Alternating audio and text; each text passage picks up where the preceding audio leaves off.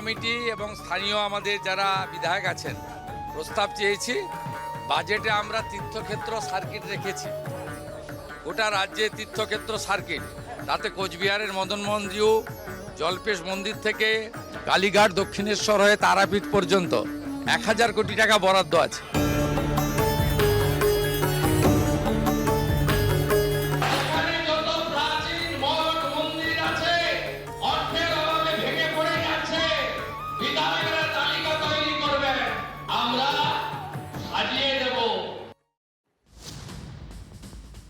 আজ শ্রাবণের দ্বিতীয় সোমবার জলপাইগুড়ির জল্পেশ মন্দিরে পুজো দিলেন মুখ্যমন্ত্রী শুভেন্দু অধিকারী। আজ আবার মুখ্যমন্ত্রী এটাও বললেন যে রাজ্যের সমস্ত প্রাচীন মঠ মন্দির সারিয়ে এবং সাজিয়ে দেবে রাজ্য সরকার।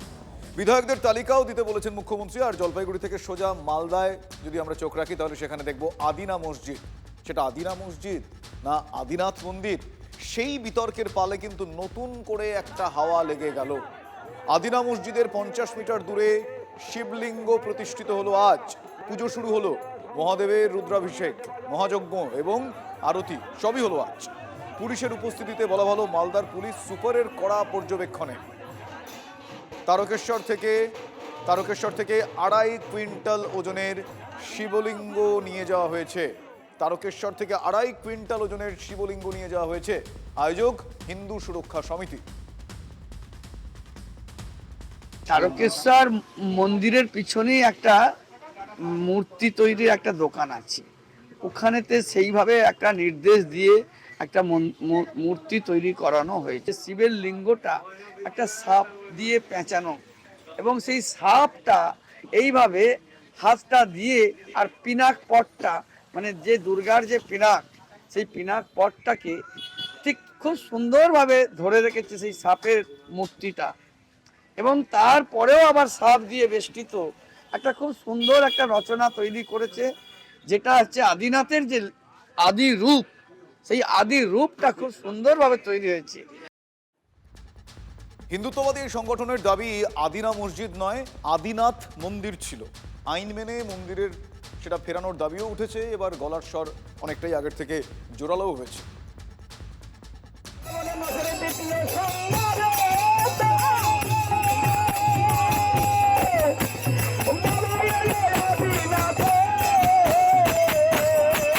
যেমন রাম লালার প্রতিষ্ঠা হয়েছে, আমরা এখান থেকে চ্যালেঞ্জ করছি আগামী 1 বছরের মধ্যে আমাদের ঠিক একই কায়দায় কোর্টের মাধ্যম দিয়ে সমস্ত আইনকে সঙ্গে নিয়ে আমরা বাবা আদিনাথ ধামকে পুনঃপ্রতিষ্ঠা করব।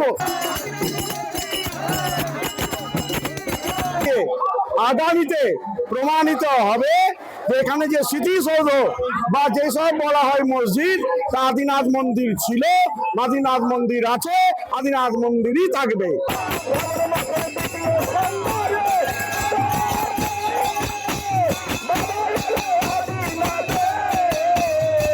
আর হয়তো অল্প কিছুদিনের মধ্যেই ভগবান আদিনাথ দেবকে তার স্বগৃহে আমরা নিয়ে গিয়ে সেখানে প্রতিষ্ঠা করতে পারবো, এটা আমাদের আশা।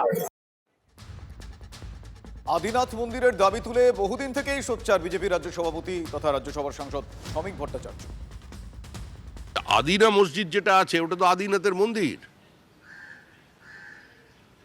আর্কিওলজিক্যাল সার্ভে অফ ইন্ডিয়াকে ডেকে আনুন, খুঁড়ে দেখুন, তলায় মন্দিরের ধ্বংসাবশেষ বেরোবে, ওখানেও শিবলিঙ্গ পাওয়া যাবে। এবারে এইসব শুরু হবে পশ্চিমবঙ্গে।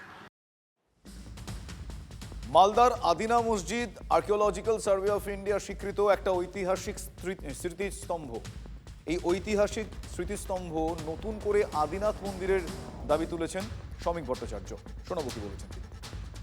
আমি জানি ওটা আদিনাথের মন্দির, শিবের মন্দির, যেটাকে আদিনা মসজিদ বলে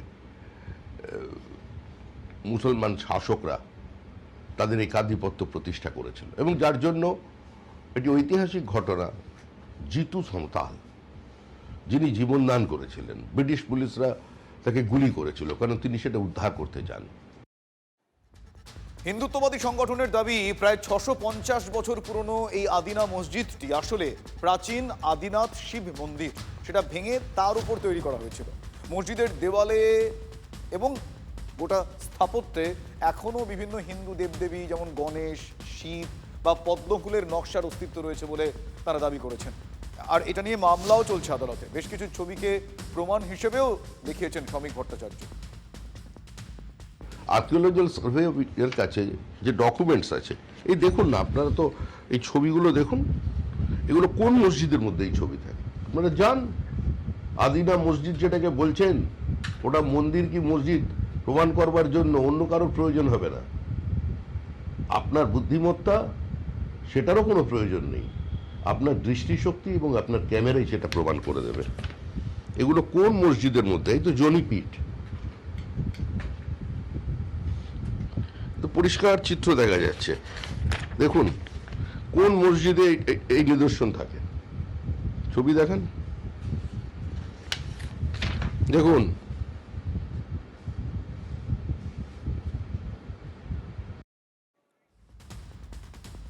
আইন মেনে আদিনাথই মালদায় ফিরুন, এমনটা বিজেপি চাইছে। আর প্রশাসনের সক্রিয় উপস্থিতি এবং বিজেপি নেতাদের বক্তব্য সেটা বুঝিয়ে দিচ্ছে আদিনা নয় আদিনাথ। এই চর্চা ক্রমশ এখন বাড়বে, কারণ কেউ কেউ আদিনা, কেউ কেউ বলছেন আদিনাথ। আদিনাথের দিকে কিন্তু পাল্লা ভারী। আমি চাই যা কিছুই করা হোক না কেন সেটা আইনানুগ করা হোক, আর্কিওলজিক্যাল সার্ভে অফ ইন্ডিয়ার তত্ত্বাবধানে করা হোক, ভারত সরকারের আইন মেনে করা হোক, রাজ্য সরকারের সহযোগিতায় করা হোক। ইতিহাসে বহু জায়গায় হিন্দুদের বহু প্রতিষ্ঠান ভেঙে তাকে অন্য ধর্মের প্রতিষ্ঠানে রূপান্তরিত করা হয়েছে। একাধিক হেরিটেজ কমিটি মমতা বন্দ্যোপাধ্যায় সরকারের সময় তৈরি হওয়া সত্ত্বেও তারা কাজ কিছুই করেননি।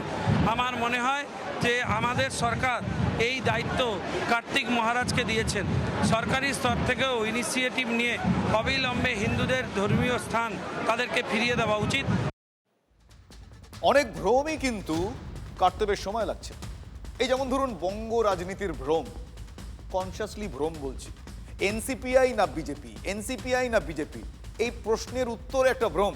মানে তৃণমূলের যে 20 জন সাংসদ এনসিপিআই নামে একটা অনামী দলের সঙ্গে যোগ দিয়েছেন, তারা কি এনসিপিআই সাংসদ থাকবেন? এই প্রশ্ন পার্টিনেন্ট আপনারা জানেন, নাকি তারা বিজেপিতে যোগ দেবেন? এই প্রশ্নও কিন্তু কয়েকটা ছবি প্রকট করেছে। আগামীকাল দিল্লিতে মুখ্যমন্ত্রী শুভেন্দু অধিকারীর সঙ্গে এনসিপিআই সাংসদদের একটা বৈঠক হওয়ার কথা রয়েছে।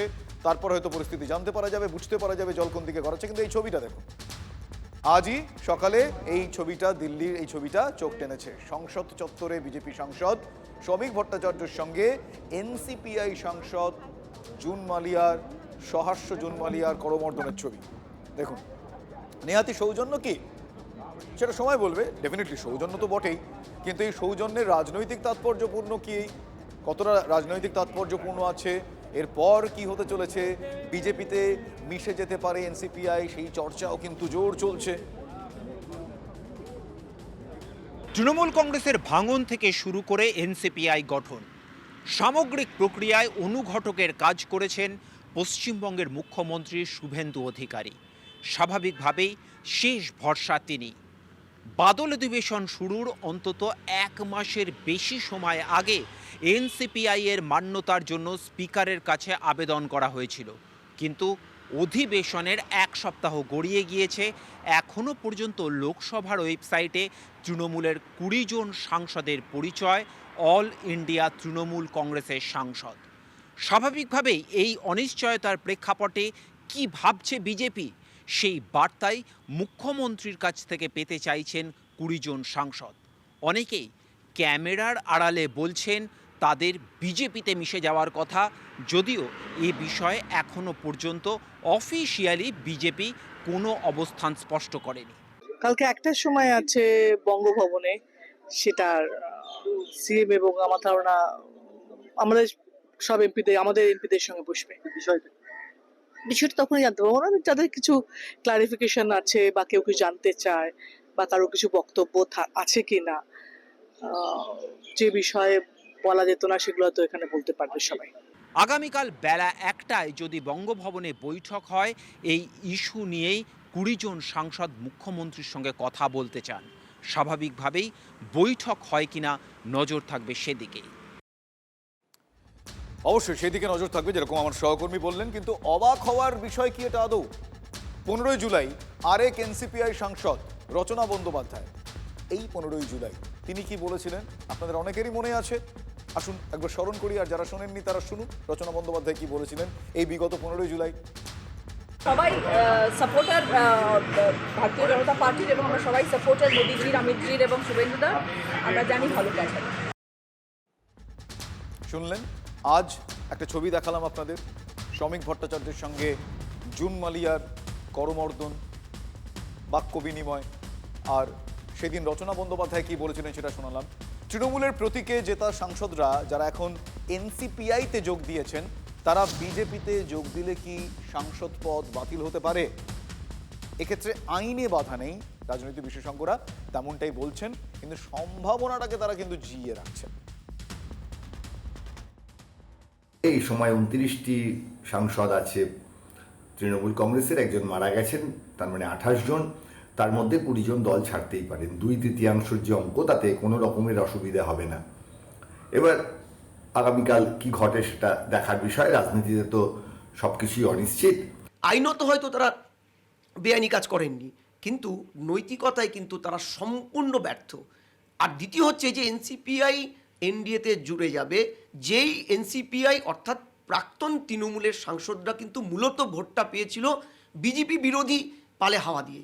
রাজ্যে বিরোধী বিজেপিকে তারা ভোট দেয়নি জনগণ, সংখ্যাগরিষ্ঠ মানুষ তখন সংসদে পাঠাতে চেয়েছিল কাকে? তৃণমূলকে, ঘাসফুলের প্রতীককে। ফলে তারা যদি এই বিজেপির কাছেই চলে যায়, অর্থাৎ সংখ্যাগরিষ্ঠ মানুষের মতামতকে উপেক্ষা করে, এতে কিন্তু পরোক্ষভাবে বিজেপিরও ক্ষতি হবে। কারণ বিরোধী পক্ষের সাংসদদের নিজেদের দলে নিয়ে তারা যখন 2/3 সংখ্যাগরিষ্ঠতার পথে যাচ্ছেন, সেই বিষয়টা কিন্তু গণতন্ত্রের ক্ষেত্রে কতটা শুভ লক্ষণ তাই নিয়ে বারবার আলোচনা হবে।